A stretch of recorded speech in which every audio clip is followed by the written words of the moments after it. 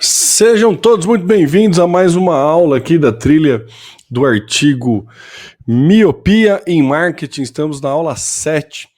Vou falar sobre provincianismo de produto e destruição criativa.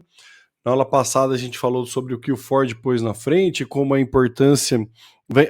O artigo nesse momento ele vem reforçando muito a questão de como o marketing ele não pode ser algo residual do produto.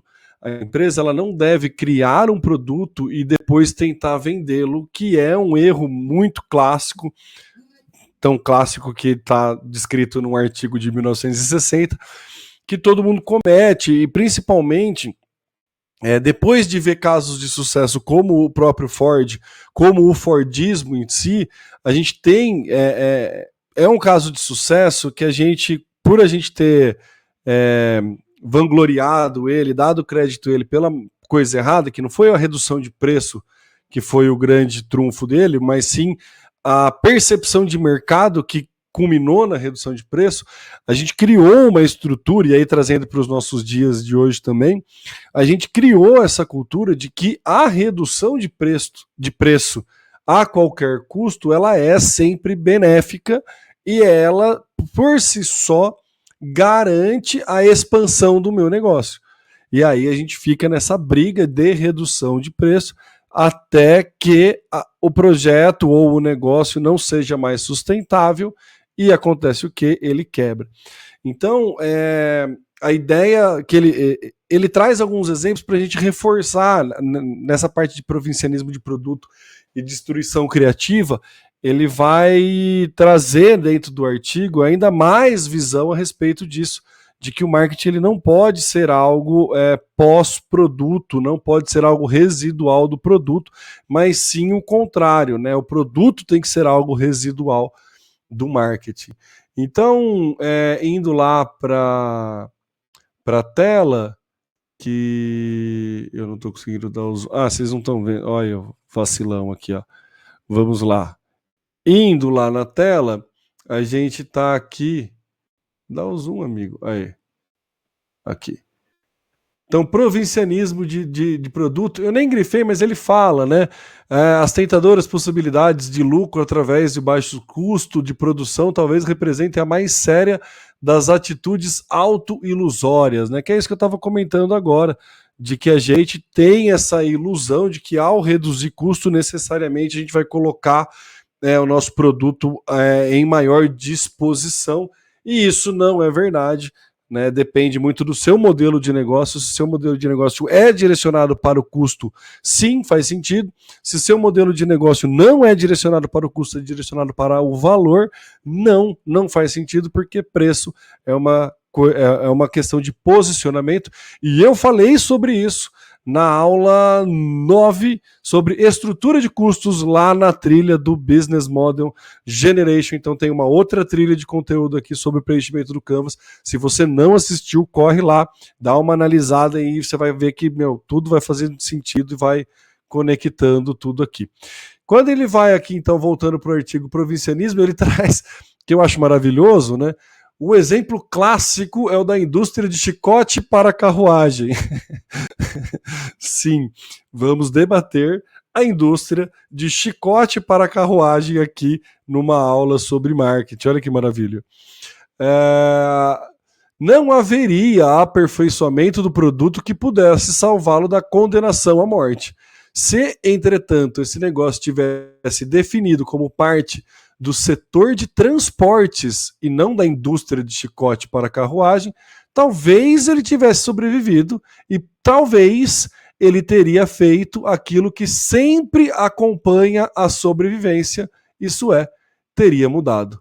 E aí a gente lembra do nosso queridíssimo amigo Darwin, que fala que não é o mais rápido, não é o mais forte, não é o mais inteligente que sobrevive, e sim o que melhor se adapta à mudança ou o que consegue mudar com maior eficiência.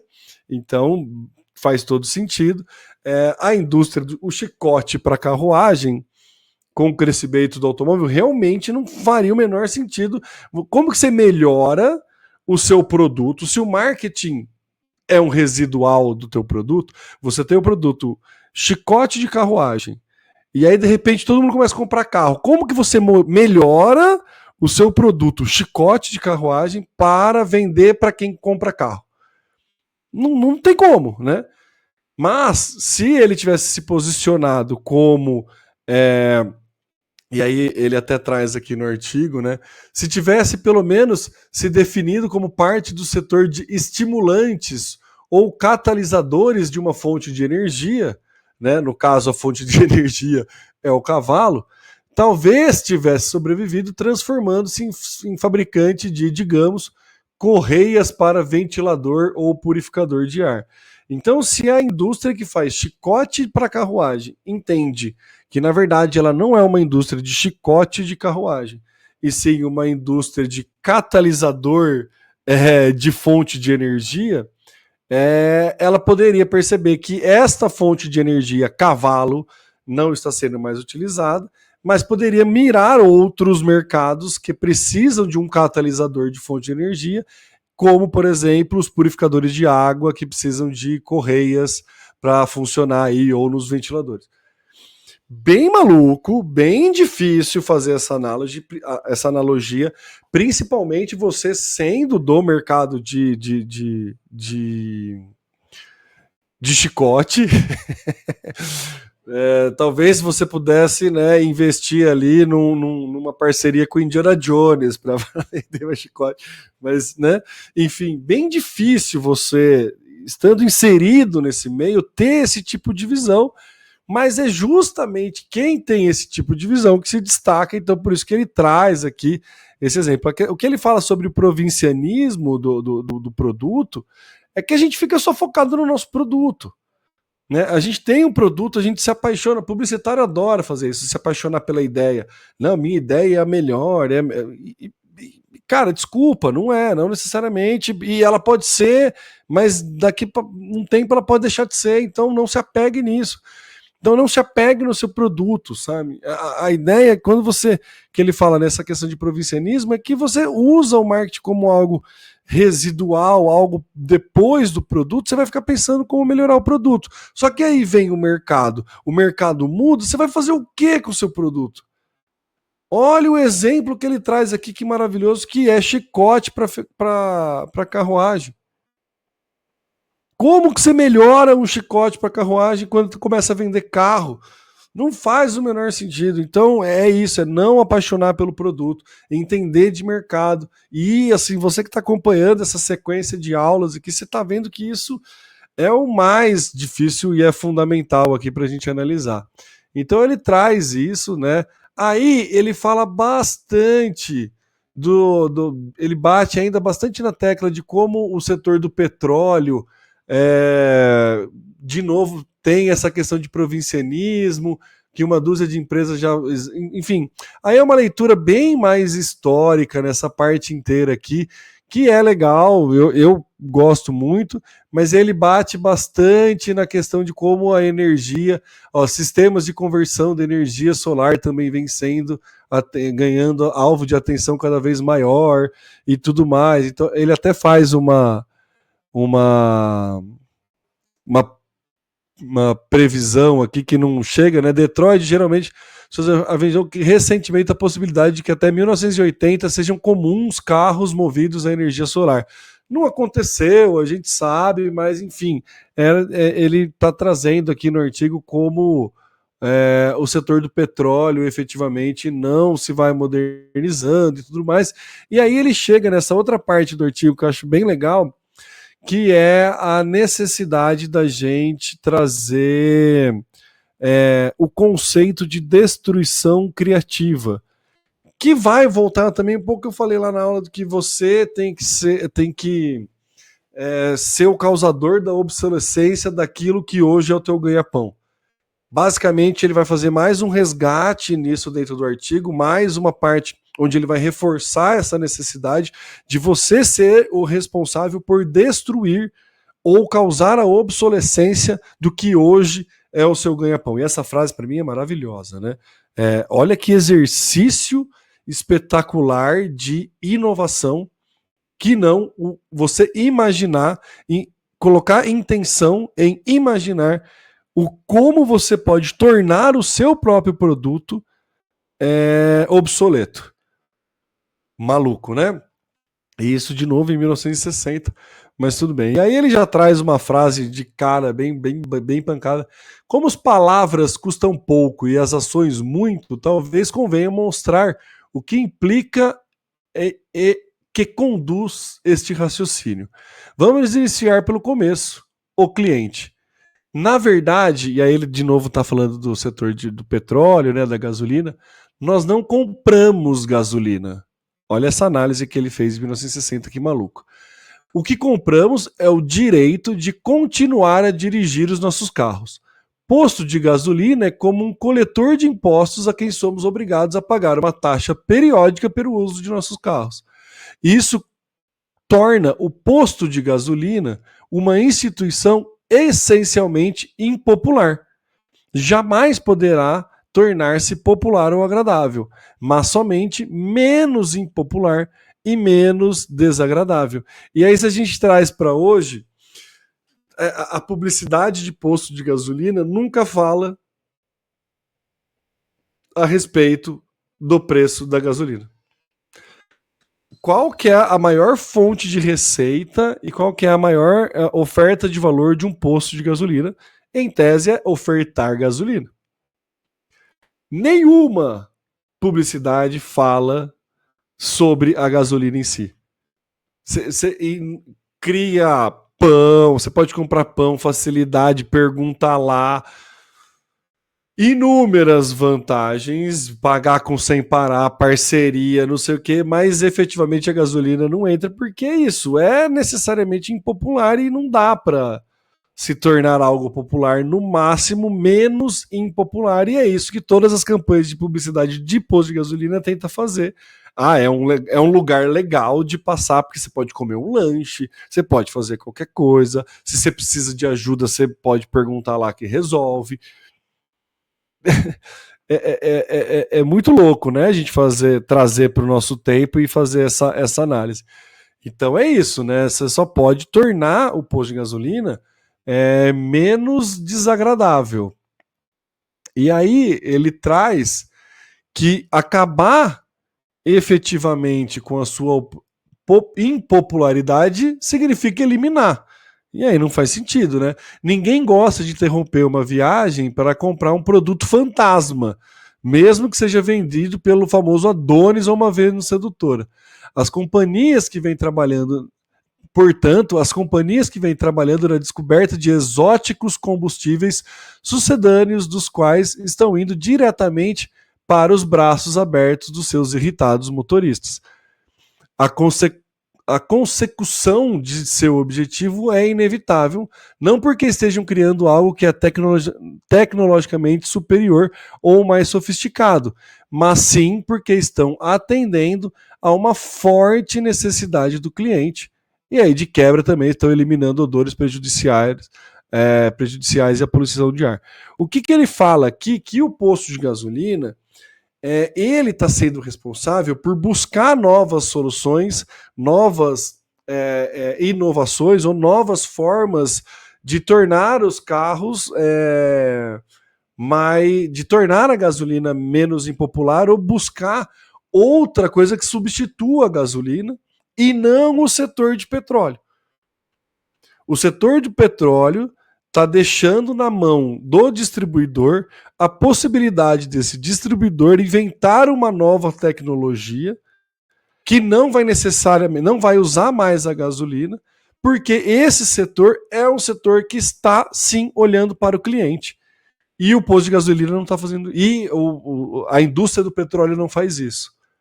Então ele traz nesse momento do artigo o perigo que é você fornecer diretamente para um comprador, para uma relação B2B que entrega para um público final, e é esse intermediário, não é bem intermediário, mas essa pessoa do meio da cadeia aqui, ela ter o poder de entender melhor do cliente, você fica numa posição confortável de não atender o cliente, você tenta atender só o teu comprador e não o cliente final. Isso de você não enxergar o comprador final pode te gerar uma miopia que vai fazer com que este cara que compra de você, e por ele entender do cliente, que o cliente não gosta de comprar a gasolina, e por ele querer satisfazer o cliente, em determinado momento pode fazer sentido ele não mais comprar do setor do petróleo. Percebe aqui o ponto que ele está trazendo? Então ele fala que, na verdade, o setor do petróleo é que tinha que tomar essa decisão de entender que a gasolina é algo impopular, mas quem entende, né, efetivamente é quem está na ponta, que é o posto de gasolina. Então, o posto de gasolina está buscando solução não porque ele quer um fornecedor melhor, mas porque ele está enxergando o cliente. De novo, né, sempre forçando para o entendimento, a percepção do que é o cliente. Não há otimismo com respeito ao futuro que as livre da necessidade de praticar esta forma de destruição criativa. Então ele fala que o setor de petróleo tem que procurar algum segmento, alguma outra fronte para destruir criativamente o seu próprio trabalho. Em resumo, se os administradores agem sem plena consciência do que está acontecendo, tendem invariavelmente a considerar-se pessoas empenhadas em produzir bens e serviços e não em atender os seus clientes. Então, de novo, se os administradores agem sem a consciência que está rolando aqui da impopularidade da gasolina, de tudo isso, ele agem sem essa consciência, ele vai tender invariavelmente a se empenhar em produzir bens e serviços, que é o que o setor de gasolina faz. O setor do petróleo produz gasolina. E aí a gente está vendo todo um movimento, e já era cantada a bola da questão da eletricidade. Então, carro elétrico ganhando toda essa possibilidade, vindo com força aí no mercado, popularizando cada vez mais. Energia fotovoltaica sendo popularizada, você vai poder abastecer o teu carro na sua casa, não vai...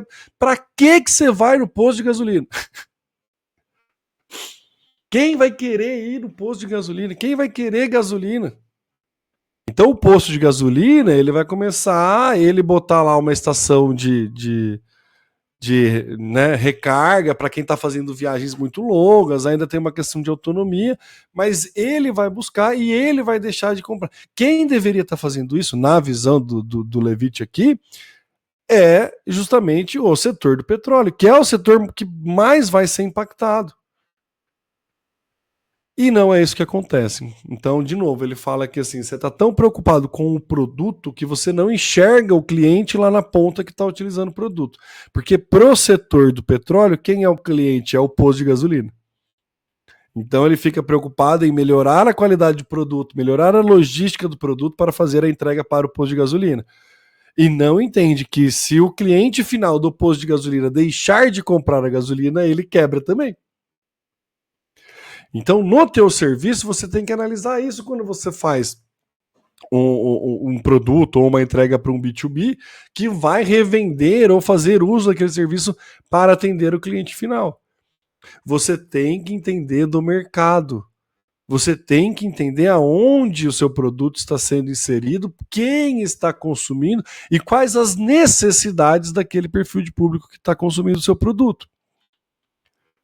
Na aula anterior, a gente falou sobre, acho que na aula 5, a gente falou sobre a questão de erro de pesquisa, né? Que se você fizer pesquisa perguntando do seu produto, você vai ter respostas sobre o seu produto.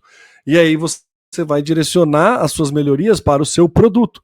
Se você faz perguntas relacionadas às necessidades dos seus clientes, aí você vai entendendo de necessidades e aí você pode fazer o quê? Mudar. E é isso que é vital para os negócios, é você ter uma alta capacidade de mudança perante as mudanças. Hoje a gente vive mudanças tecnológicas muito rápidas. A gente vê aí o ChatGPT precisando de meses para atingir milhões de usuários, o Threads, a nova rede social, que veio para brigar com o Twitter aí, em 7 horas bateu 10 milhões de novos usuários. É muita gente tendo acesso a uma mesma ferramenta num curto espaço de tempo que pode mudar completamente a forma de você ofertar o teu serviço. Tô pegando esses exemplos que são os mais clássicos, os mais claros, hoje, no dia 18 de julho de 2023, que eu tô gravando esse vídeo. Se você está assistindo isso no futuro, pode ser qualquer outro advento tecnológico ou, enfim. Mas em 1960, a gente já tinha estudos mostrando que o perigo que é você fazer análises e melhorias somente do seu produto, não enxergando o mercado. É por isso que é a miopia em marketing. O marketing, ele nunca pode ser uma atividade residual. Ele tem que ser a atividade principal e depois a gente cria o produto, né, depois de entender. Faz sentido? Conectando todas as aulas vai ficando bem massa, né? Vai ficando, bom, sou suspeito para falar, mas vai ficando bem legal assim quando você assiste todas as aulas na sequência.